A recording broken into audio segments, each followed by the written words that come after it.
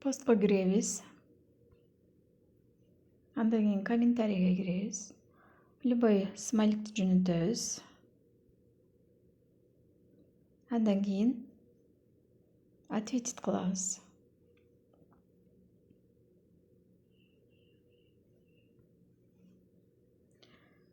Ушул жерге хэштег жазабыз.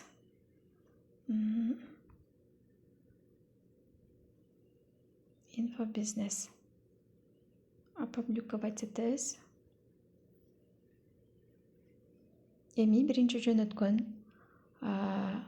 смайликти өчүрүп салабыз.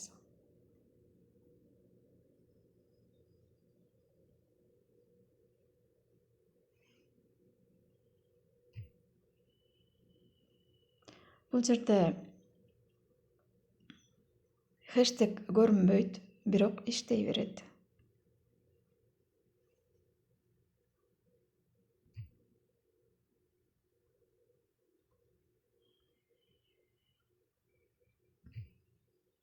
Мынакей. Хэштегибиз жоголуп кетти, бирок иштей берет.